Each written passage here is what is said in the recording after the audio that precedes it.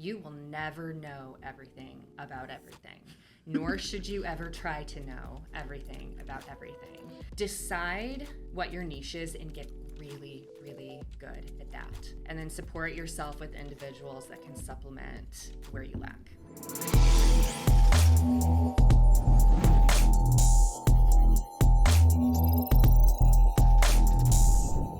Hello and welcome to the latest episode of Unraveling IT, Expert Tech Talks. I'm Nikita Iszard, Digital Marketing Specialist here at Corsica Technologies. We are very excited to be participating in the very first Indiana Women in Tech Week this September from the 15th to the 22nd.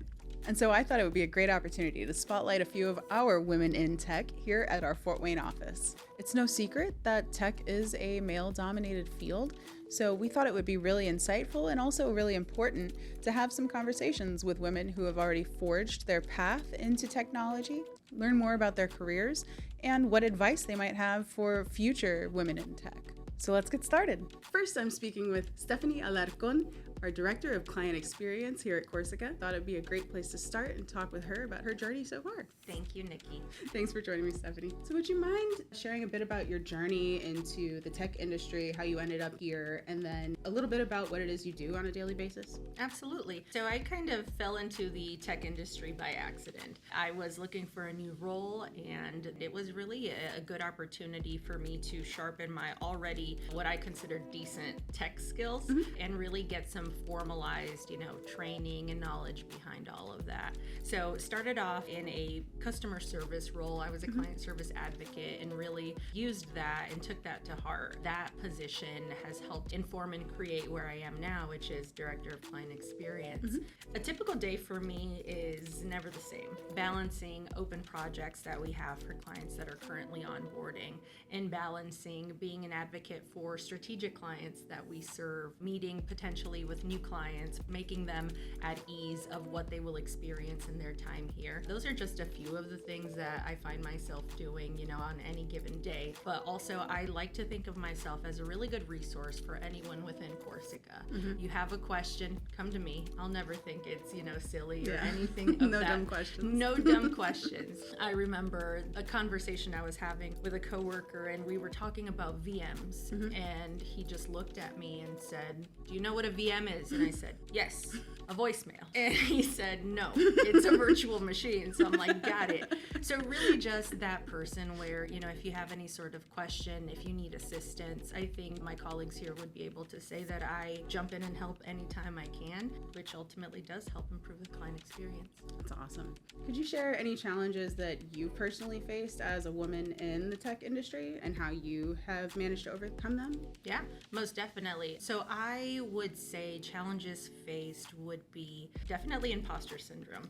You look around and, you have so many people who have had formal training in this industry. So it is very, very easy to feel like you don't belong. It's important to remember that you bring a very specific skill set that a lot of your other counterparts probably don't have or do have, but aren't as developed. The ability and comfort of connecting with people, speaking to large groups, really taking something that is pretty technical in nature and bringing it down to a level where everyone can understand. Absolutely. I think those are the things that have really helped me out. And in turn, once I gain knowledge about something that is pretty technical, I like to also share it to everyone else in layman's terms. Absolutely. That's how we grow. That's how we share knowledge. So now you know. Exactly. A VM is a virtual machine, not a voicemail. You've kind of been functioning a little bit as a safe space for someone to come and ask questions. Did you have someone when you were getting started, like a mentor, someone you could go to for that kind of advice? Yeah, so I have a background in higher education. So really it was a space of learning, of development, and a lot of mentorship happened there naturally. Yeah. So definitely bringing a lot of what I learned in my past life to Corsica and making it a place where we look to empower those around us, where we look to say, hey, here is an area where where I see the ability for us to help to do whatever we can. So I think I've definitely brought some of that over with me. But I think that individuals here specifically at Corsica who have impacted my career and influenced my growth, there's been no formal mentorship, but definitely there's an unspoken culture of women helping women. And I think that is such a beautiful thing. Sarah Benz, she definitely has been a rock for me to lean on to say, hey, I do not understand this. Can you please help me see it from a different perspective? Terry Jeanette is also another one. People like to say she is aggressive or a bulldog, but Terry knows her stuff. Yeah. What she does on a daily basis is impressive. So really just being able to see how these women operate, to interact with them, to gain feedback from them,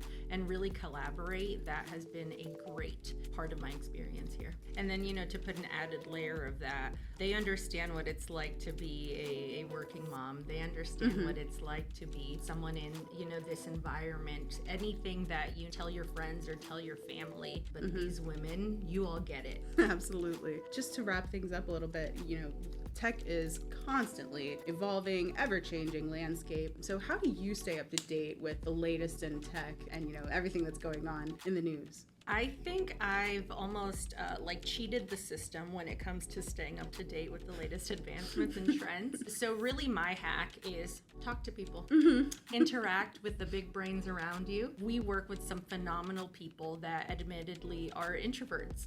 So getting some information on what they think is the best course of action is sometimes difficult, or even, sometimes they don't share an opinion. So being as blatant to say, hey, what's your opinion on this specific subject?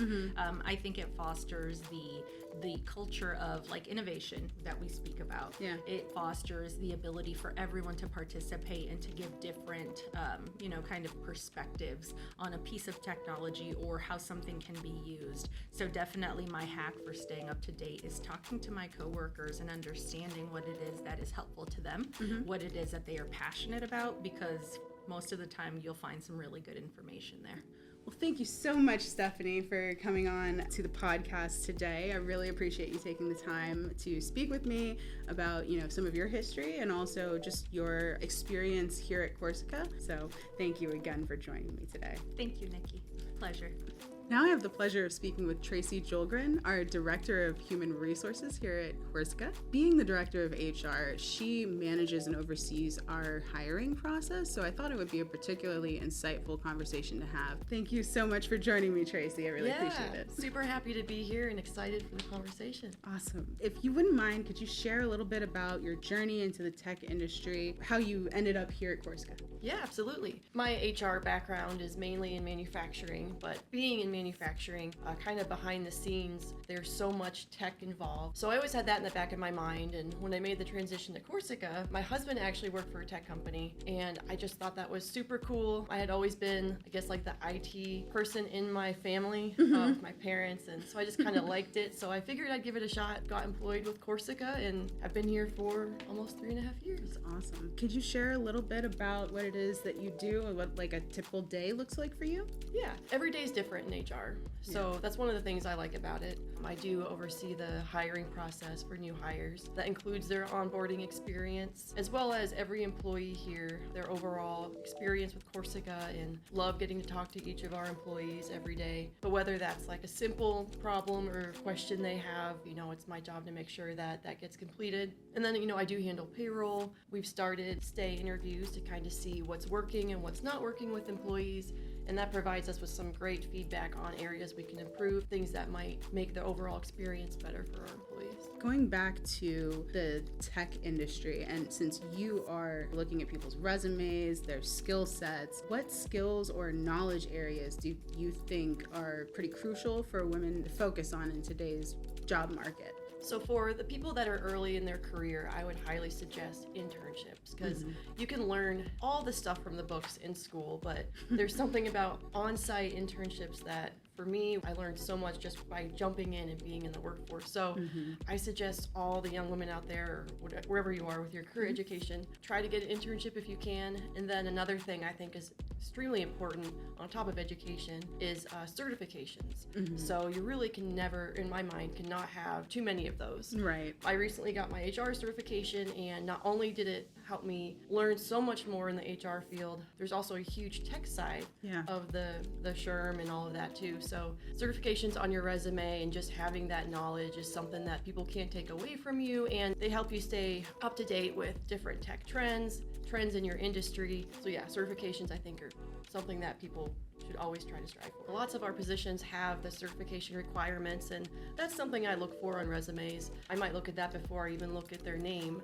So, being a woman in tech, that would help you stand out from the men who, previously in the history of the tech industry, it has been a male-dominated field. So getting all the knowledge you can, all the education is a great way to, move up and be ahead of the others in the tech field. Definitely. So you mentioned, technology traditionally being a male-dominated field, and this is, a little bit more of an opinion question, but as someone who has been involved in hiring, do you have any opinions on why? It's kind of like with, I guess, video games. Most people associate boys or men with video games, but there's so many women out there that are just as good. So I just think it's a common misconception. They might be interested in IT when they're getting out of high school and thinking about what to do in college, but it's just, ingrained in us to think it's a male-dominated field. Women just look over it because it's always been, the IT guy's coming, the IT guy's here. It's just something that people keep saying, so I think in the back of our mind, we just think it's meant for men. That's a good point. Actually seems ingrained. It's as simple as, a lot of them heard stuff like girls don't like math or like girls aren't good at science. And there's more of a focus on changing that perception, but it's little things like that we kind of program in our brains. But right. So that's what I'm so excited about this Women in Tech Week. It's women in tech, girls in tech. Hey, it doesn't have to be just guys. Absolutely. Jump in if you're interested, go for it. And you can do just as well or even better. We've been really excited to be participating in this first Indiana Women in Tech Week. I know that there's a lot of events that are being planned as a result. So what initiatives are we taking part in to help attract more women to the tech industry and to Corsica in particular? So Sunday the 15th is the kickoff, and we are actually attending a brunch. A handful of the women here in Fort Wayne are going to be there, myself included, and you as well.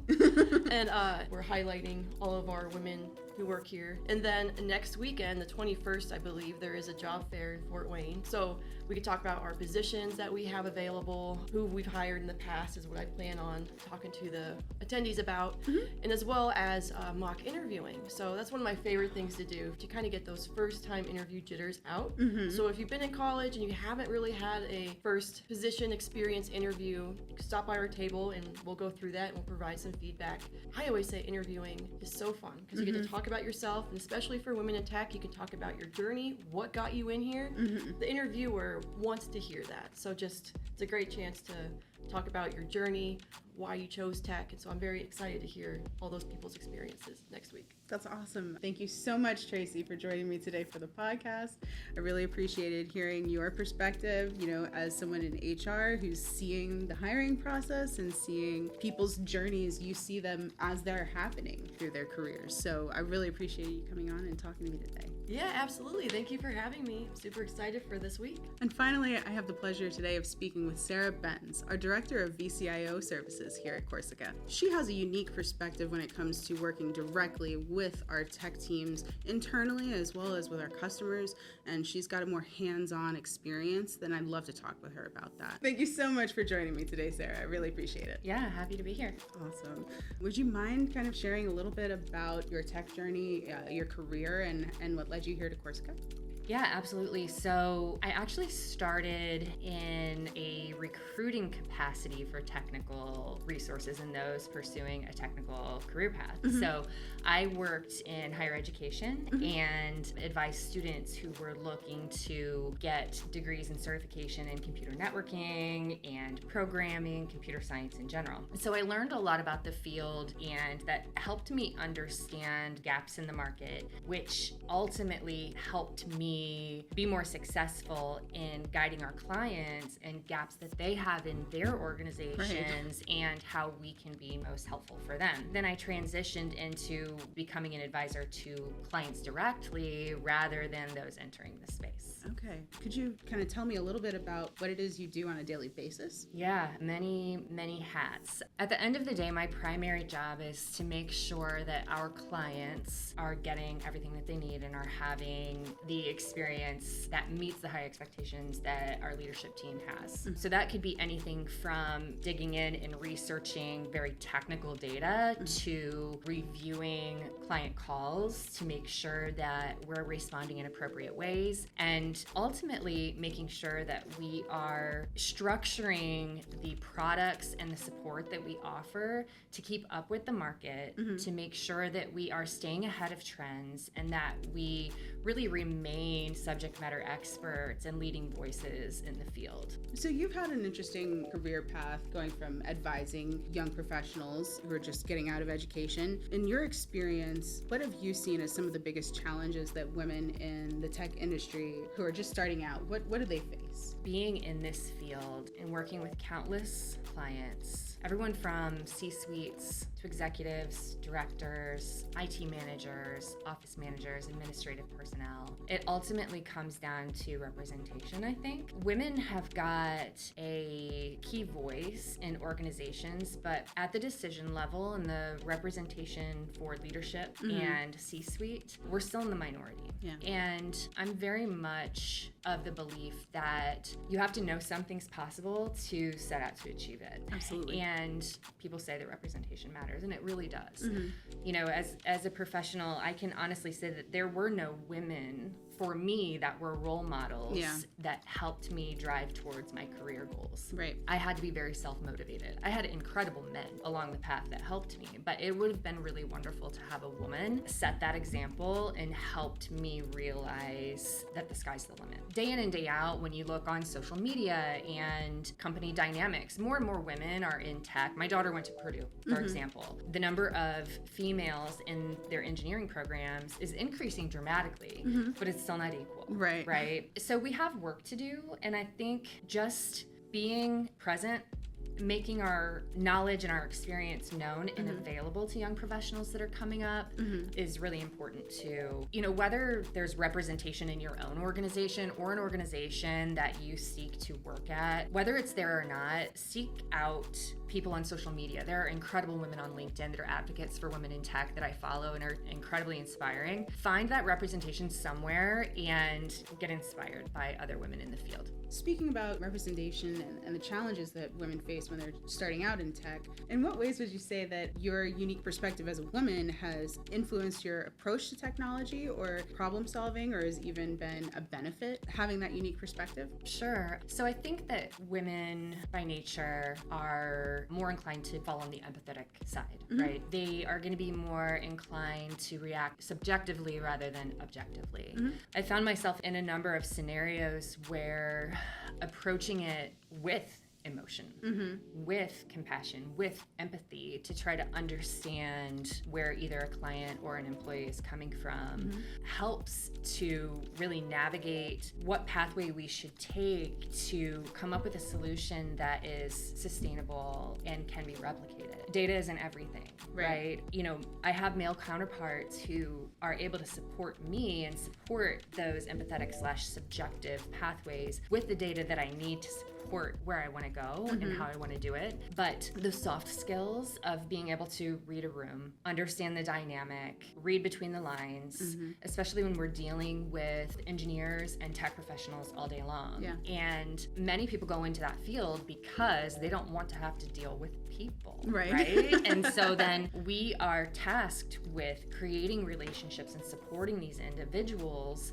and left to fill in the gaps and try to not only read the room, but anticipate those needs ahead of time. And I believe that the female perspective is a benefit when it comes to that. Since you have a particularly unique perspective, having started out as someone who has been advising young professionals starting out in their careers, what advice would you give to young women who are just starting out in tech or just considering maybe starting out in tech? Is there anything that you would wish you had known when you were starting out? Absolutely. Tech is like the universe. It is ever expanding. You will never know everything about everything, nor should you ever try to know everything about everything. There's an endless set of resources, free classes with Microsoft. You know, if you're a potential network engineer, all of the top vendors, Meraki, Cisco, Fortinet, have got learning pathways. Decide what your niche is and get really, really good at that. Death by detail and perfection is the enemy of done are two of my favorite sayings. Yeah. Decide what your strengths are, go all in, and then support yourself with individuals that can supplement where you lack. Thank you so much, Sarah, for joining me. I really appreciate you taking the time. Very glad that I have a wealth of resources of amazing women who are happy to speak with me today on the topic. So thank you again, Sarah. Thank you, Nikita.